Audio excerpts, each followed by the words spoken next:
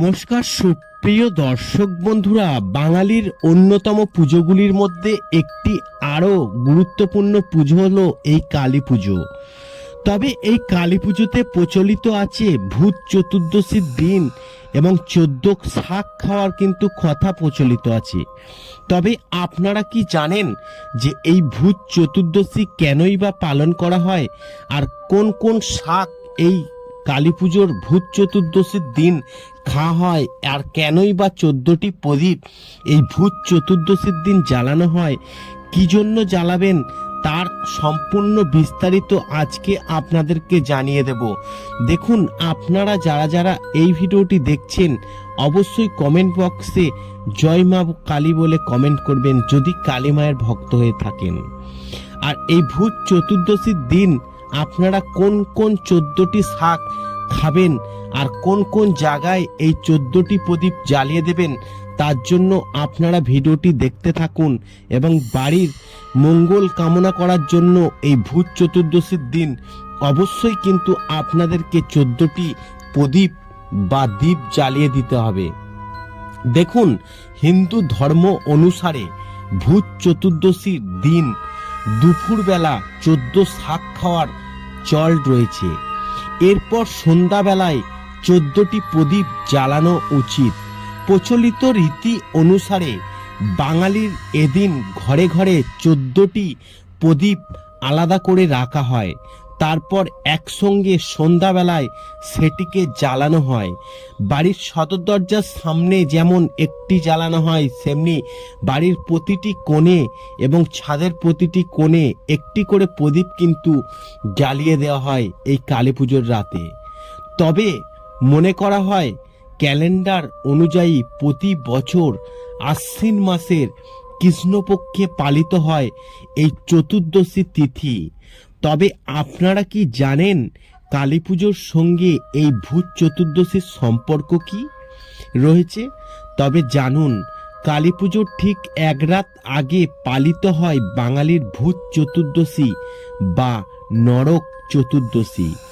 এদিন বাংলার ঘরে ঘরে প্রদীপ ও শাক খাওয়ার চল রয়েছে এবং পৌরাণিক কাহিনী অনুসারে এই দিন শ্রীহরির ভক্ত এবং প্রহ্লাদের পুত্র দৈত্যরাজ বলি স্বর্গরাজ্য দখল করে দেবতাদের তাড়িয়ে দেওয়ার পরিকল্পনা করেছিলেন।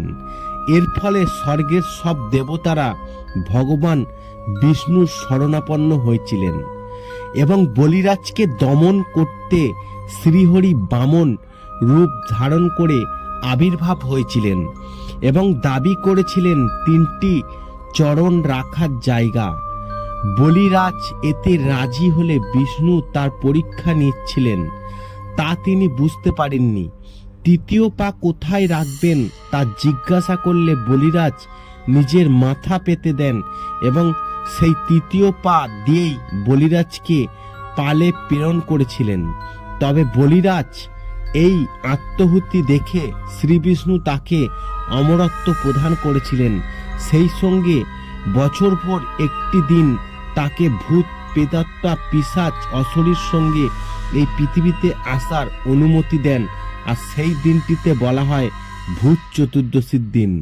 তবে হিন্দু ধর্ম অনুসারে ভূত চতুর্দশীর দিন দুপুরবেলা 14 শাক খাওয়ার চল রয়েছে।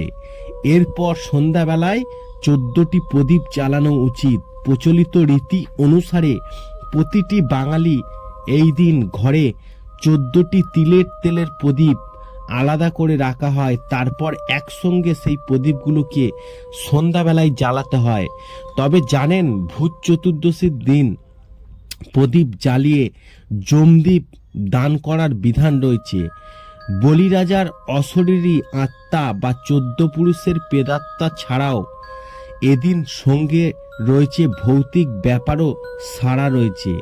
তবে মনে করা হয় পুরাণ মতে এই দিন স্বর্গ ও নরকের দ্বার কিছুক্ষণের জন্য খুলে দেওয়া হয়, আর সেই দরজা দিয়ে পরলোক গমন করা আত্মারা নিজেদের গৃহে ফিরে আসবেন। তাই পিতৃকুল বা মাতৃকুলের 14 জন অশরী আত্মারা নেমে আসেন গৃহস্থের বাড়িতে এবং হিন্দু ধর্ম মতে মৃত্যুর পর আত্মারা প্রকৃতির মধ্যে বিলীন হয়ে যায়। একে বলা হয় পঞ্চভূত। এই দিন 14 শাক খেয়ে 14 পূর্বপুরুষদের শ্রদ্ধা জানানো হয়। সেই জন্য কালী পুজোর দিন 14 শাক খাওয়ার কথা প্রচলিত আছে। তবে 14 শাক খাওয়ার পর বাড়ির প্রতিটি কোণে ছিটিয়ে দেবেন জল। এবং এই 14 শাকগুলির মধ্যে কি কি আছে আপনাদেরকে বলে দিচ্ছি। এক হচ্ছে ওল, কেউ, বেতো, সর্ষে, কালকুসুন্দে, নিম, জয়ন্তী, সাঞ্চে, ফলতা, সফল, গুলঞ্চ, শুশনি, ভাটপাতা, পলতা পাতা দিয়ে শাক রান্না করা হয়। এই 14টি শাক। এই শাক খাওয়ার পেছনেও রয়েছে বৈজ্ঞানিক কারণ। আশ্বিন ও কার্তিক মাসকে যমদশটা কাল বলা হয়। এই সময় শীতের মৌসুম শুরু হয় যায়, যার ফলে মানুষের মধ্যে রোগ প্রতিরোধ ক্ষমতা কমে যায়।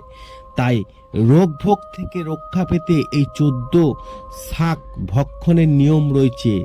তবে শাস্ত্র মতে ভূত চতুর্দশীর দিন বাড়ির প্রবেশদ্বারে ধান রেখে এবং তিলের প্রদীপ জ্বালিয়ে যমদীপ দান করার রীতি রয়েছে। যম ভূত চতুর্দশীর দিন এবং গঙ্গা স্নান করার নিয়মও রয়েছে। এবং গঙ্গা স্নান করলে মৃত্যুর পর আর নরকে যেতে হয় না।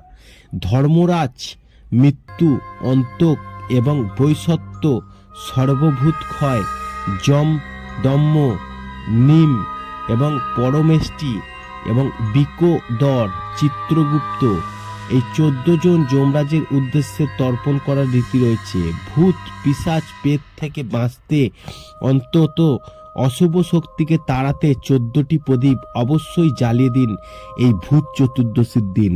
আশা করি এই ভিডিওর মাধ্যমে আপনাদেরকে জানাতে পেরেছি ভূত চতুর্দশীর দিন কেন 14টি শাক খাওয়া হয় আর কেন 14টি প্রদীপ জ্বালানো হয়।